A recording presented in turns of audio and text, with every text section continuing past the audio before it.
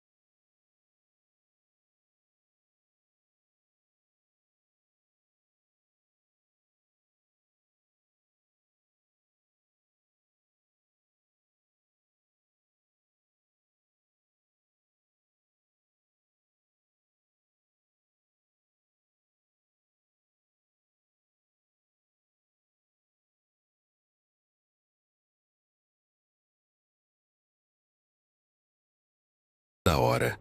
Mas Deus já havia escolhido. Por meio de Batseba e do profeta Natã, Davi confirmou diante do povo: Salomão reinará após mim, e ele edificará a casa do Senhor. A unção foi feita em Gibeon.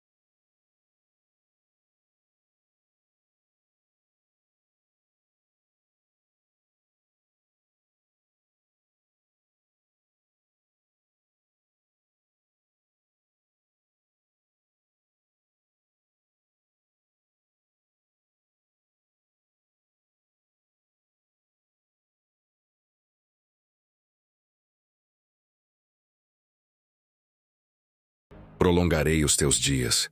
Quando Salomão despertou, o sol nascia sobre Gibeon. O vento trazia o cheiro das oferendas queimadas, e o coração do jovem rei pulsava com uma nova consciência. Ele sabia que algo divino havia sido plantado dentro dele. A sabedoria não veio com trovões, mas com paz. E ao retornar a Jerusalém, o povo viu em seus olhos um brilho diferente. Era o início do reinado mais glorioso que Israel já conhecera. O menino se tornara rei, e o rei se tornara servo.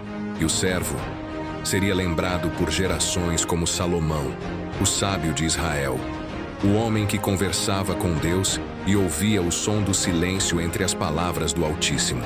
O julgamento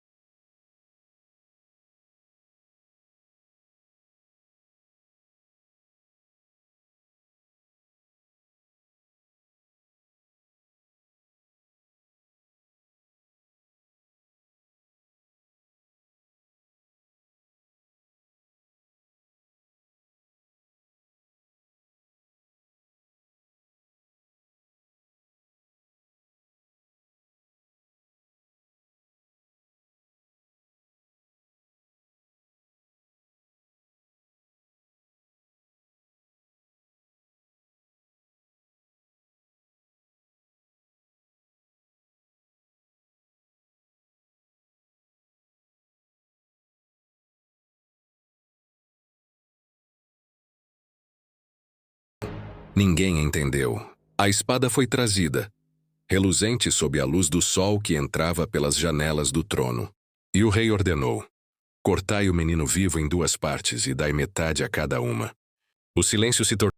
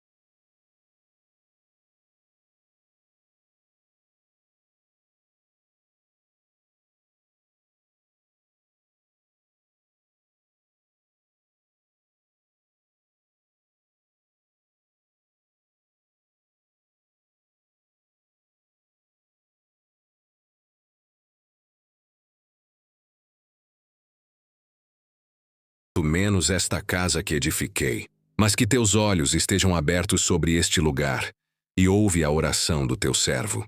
Deus ouviu. O fogo desceu e consumiu o sacrifício.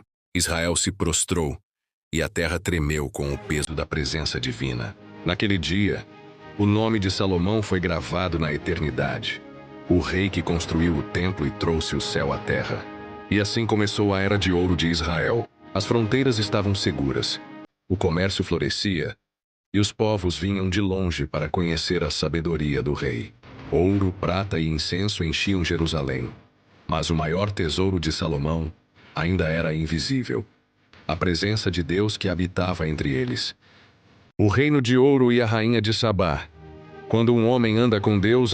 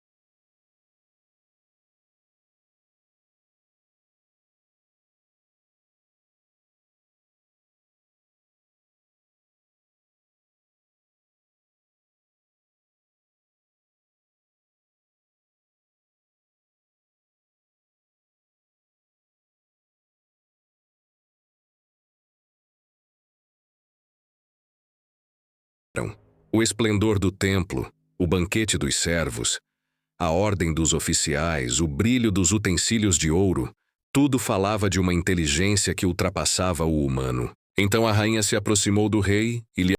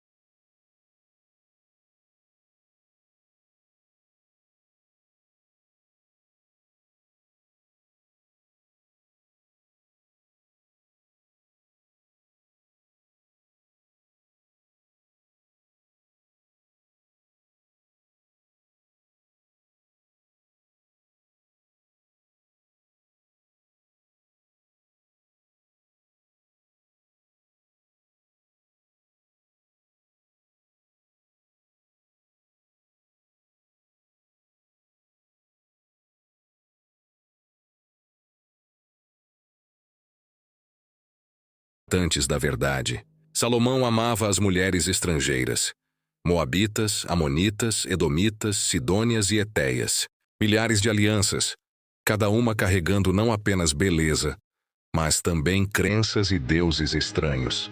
O rei, que edificara o templo para o Senhor, agora permitia pequenos altares nas colinas de Jerusalém. Altares para Astarote, para Moloque, para deuses que pediam o que o verdadeiro Deus nunca exigiu: a pureza da obediência. Jerusalém continuava brilhando, mas algo invisível começou a se apagar dentro do rei. A sabedoria ainda estava em sua mente, mas a devoção já não morava em seu coração. O ouro não podia comprar o espírito. Glória não podia substituir a presença. E enquanto o vento soprava sobre os cedros do Líbano, o trono que fora símbolo de luz começava a se encher de sombra. A queda e o silêncio do rei. Nem todo trono cai com guerra. Alguns desabam em silêncio, corroídos por dentro. A sabedoria de Salomão o elevou acima dos reis, mas a desobediência o fez descer ao nível dos mortais. É assim com todo homem. Quando o coração se afasta de Deus, a mente perde o norte e até o ouro se torna pó. Esta é a parte da história que muitos evitam contar. O declínio de um rei que trocou a voz do eterno pelos ecos de um mundo que o aplaudia. O palácio ainda brilhava, o povo ainda aclamava, mas o espírito de Salomão já não era o mesmo. O homem que um dia sonhou com Deus agora caminhava sem direção. Suas noites se tornaram longas, cheias de vozes que disputavam espaço na alma. Cada uma de suas esposas, cada um de seus amores estrangeiros, trazia consigo um altar e um Deus. E ele, que antes ergueu o templo ao Senhor, começou a permitir que outros templos se levantassem nos montes ao redor de Jerusalém.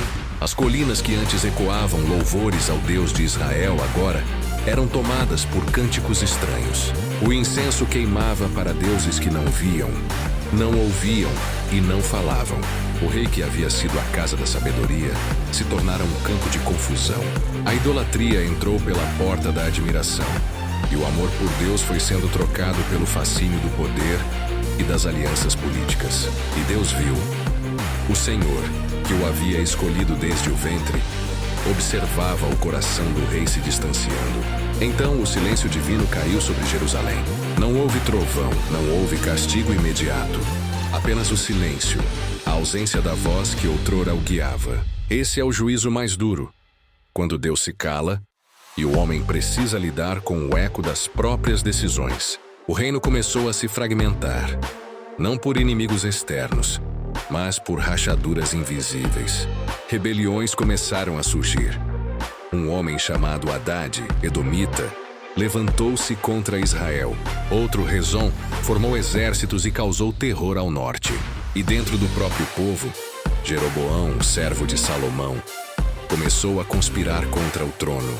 O rei via tudo isso e tentava segurar com as mãos o que só poderia ser sustentado pela graça. Mas a graça já não fluía. Os dias se tornaram pesados.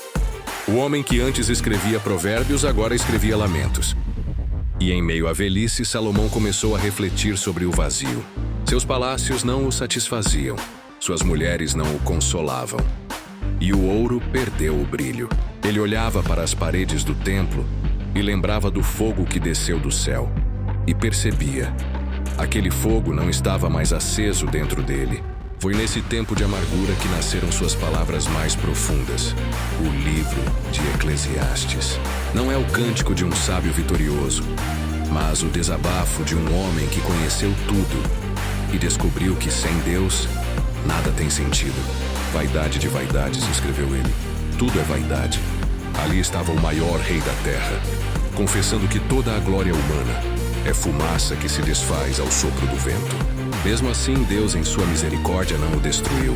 Permitiu que ele vivesse o suficiente para enxergar as consequências do próprio erro e entender o valor do arrependimento. Porque o Senhor corrige a quem ama, e até nos silêncios do juízo há uma chance de redenção. Nos últimos anos de sua vida, Salomão tornou-se um homem introspectivo. Caminhava pelos corredores do palácio em silêncio, observando os servos e lembrando-se do menino que um dia pediu sabedoria, não poder. Ele entendeu, tarde demais, que a verdadeira sabedoria não está em saber tudo, mas em permanecer fiel àquele que sabe todas as coisas. Quando o rei dormia, Jerusalém continuava viva, mas o som do templo parecia distante. As harpas dos levitas tocavam, mas já não tocavam seu coração. O homem que outrora foi a boca de Deus, agora era apenas um eco do que poderia ter sido. E assim, o sábio caiu. Não com exércitos, mas com escolhas. Não com derrotas, mas com distrações. Sua mente ainda brilhava, mas sua alma já havia se tornado crepúsculo. O legado e o silêncio de Deus. Toda a história chega ao seu crepúsculo.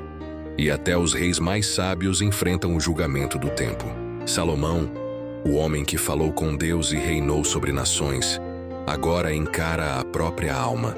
Sem coroa, sem trono, apenas com as lembranças do que foi e o arrependimento do que perdeu.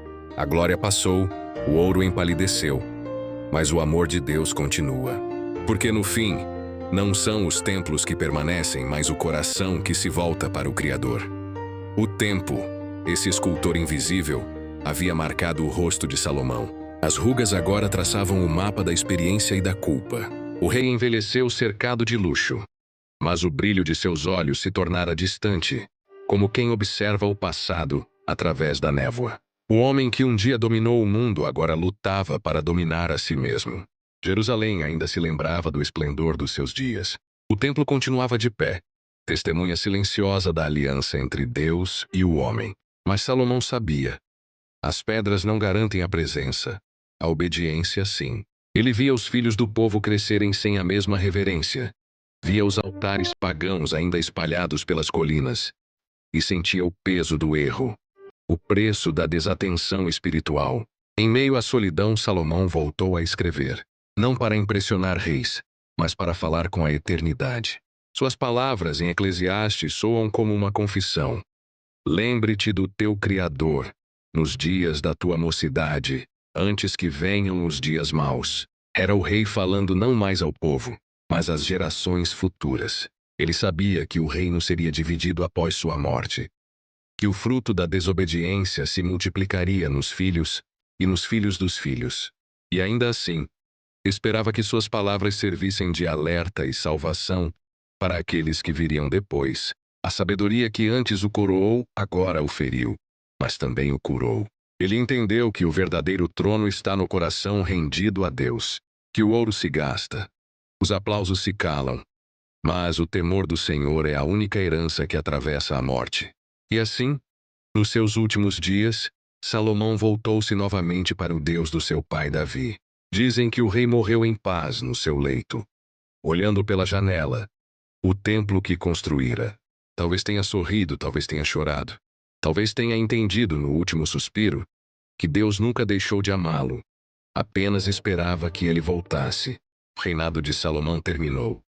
Mas sua história nunca terminou de verdade. Porque cada um de nós carrega um pouco dele. A busca pela sabedoria, a tentação do poder, a queda e a chance do arrependimento. E a mesma voz que falou a ele em Gibeon ainda fala hoje dizendo: pede-me e eu te darei. A questão é, o que você tem pedido a Deus? Se essa história falou com você, compartilhe essa mensagem. Leve essa palavra a alguém que se afastou da presença, mas ainda pode voltar. E lembra, a verdadeira sabedoria não está em conhecer o mundo, mas em permanecer aos pés de Deus. Que o Senhor te abençoe e te guarde, e que nunca falte em ti o fogo que um dia queimou no altar de Salomão. Que Deus abençoe.